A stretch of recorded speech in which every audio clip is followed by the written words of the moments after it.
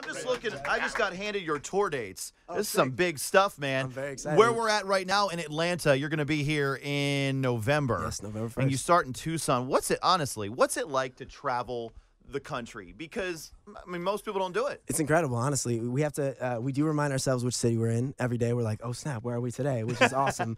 But every city has such a different culture, and it's amazing to play shows in different cities. Different people are very, they take in a crowd is very different in Charlotte, North Carolina, than it is in Los Angeles, California. And it's amazing to see that. Try the different cuisines. Run around.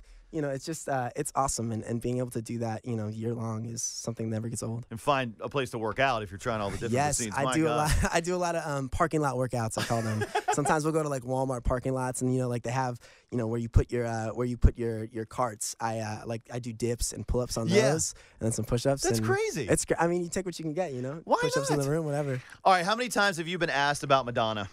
A good amount of times. Let's ask again. It's But I want you to tell the story because, I mean, there's not Absolutely. many people that have stories about Madonna. Please, no, it's one that is still surreal. Every time I tell it, it's as if I made it up. So it's crazy that, I was 17 years old, living in New York, and I'd never really done modeling stuff before. And I got a call from some guy who I had gone in for like an acting casting, and he was like, yo, you want to go in for this, modeling thing? I was like, yeah, sure. He's like, go right now. I just got out of school. Go downtown, go to this thing, take some pictures. I leave. I was like, not going to get that. There were all these like busky Italian men in there. I'm like, no way, I'm not getting this. So I get my hair cut.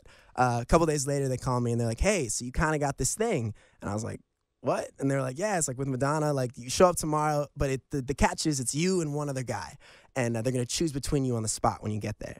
And I was like, wow, that's okay. So I'm all night. I'm like, what do I have to do to compete? I don't even know who this other guy is. What am I going to do? I get there the next day. Craziest security I've ever seen in my life. It's just like Men in Black style. President's there. Might as well have been Madonna's there. So it was crazy. And so I get there and nobody speaks English. Everybody speaks Japanese or Italian.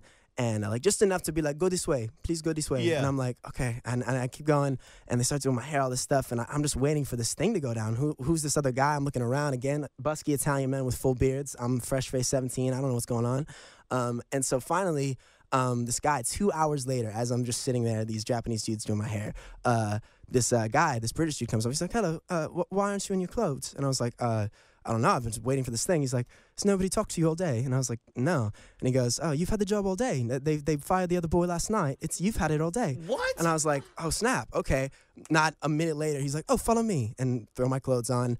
I go in this bathroom. There's this woman in there. She's like Madonna's stand-in. Side story, Madonna doesn't ever meet her stand-in, whoever's standing in for her. So this woman had been working for her for 3 years, never met her. Kind of funny. Dude, that is, wow. Yeah, so final end of it is that finally Madonna walks in.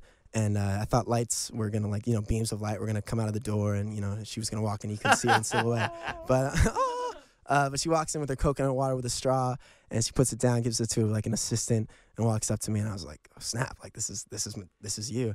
And I was supposed to play her son. It's this whole Italian film. And so she, I'm supposed to be, she's teaching me how to dance. And so I'm making this face because that's how we rehearsed it. And she's like, what are you doing? And I was like, I don't know. What do you want me to do? I don't know what you want me to do. I'm just standing here. I'm doing what they told me to do. And she goes, takes my back, takes her hand, puts it on my lower back, pulls me up. She goes, I'll teach you how to dance.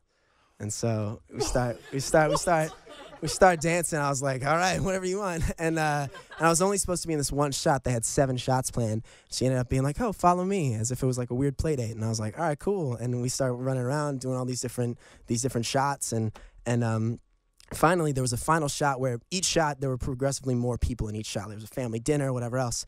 So finally, there was supposed to be a shot with 30 people, chickens, all this crazy stuff.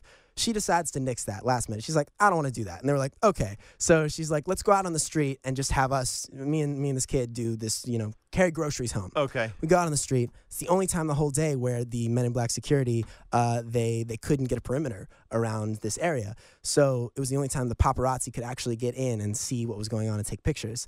So we're walking down the street. There's 100 paparazzi around us. I've never experienced this in my life. I'm trying to keep a straight face and be like, okay, I'm supposed to do this thing. And so we do that shot. And then, I leave. I go home. I get a cab. And next day, I find out the headlines are, who's Madonna's new fetus boyfriend? and You that know, was you it. gotta wonder if she planned that. Hey, I know Oh, paparazzi's. she definitely planned it. That's Yeah. why she's the brilliant, media master that she is. Dude, I could talk to you for hours. There's so much. Like, oh my gosh. Okay, we stick Madonna and Brian Wilson from the Beach Boys in front of you. You can only hang out with them or with one of them for a day. Which one is it? Oh my gosh, that's such a tough question. Me and you are Beach Boy fans. Like, I'm a Big, huge Beach Boy I'm a Wouldn't fans. It Be Nice guy. I love Yes, the sir. Pet Sounds, the whole Oh my album. gosh, yeah, and that's what the movie's all about, pet sounds and all those things. What's it like to do something? I mean, you're obviously doing something you love, but what's it like to play in something you love? I mean, that's the only way I can describe It's it. incredible. You know, the movie Love and Mercy, it's about Brian Wilson's life and about the Beach Boys, the makings of the group, and then his later life, when he went through a very dark period. And so it was the first time I played a real person. I played this songwriter named Van Dyke Parks. And he's alive. He's out there. Still haven't met him. Hopefully, he enjoyed my portrayal of him, which is crazy. Yeah. But it was my first time playing someone that I knew I had to really represent in the best way. And I spent like 2 months just like looking up old YouTube videos and whatever else. But to be a part of a film that's about some of the greatest music of our time was amazing. And the actors who did John Cusack and Paul Dano and Paul Giamatti, they just they kill it. It's amazing to just watch and be in the presence of. Dude, I am truly happy for you and jealous at the same time because this is so cool. What a cool experience that you're doing everything and you understand everything. It's really cool. Thank you. Thanks for coming up, my man. Of course, please. Thanks for having us. The gibberish. The tour starts at what is it? Yeah, October 6th. We'll be here in Atlanta where we currently are. I know this is airing other places. November 1st. It's called the Sounds Like Gibberish Tour, and I hope to see people, whoever's listening, come out and hang with us. Max in studio. Thanks Yes, so sir. much Thank you on very the much. Adam Bomb Show. Thank you, sir. I gave you all my loving, of course I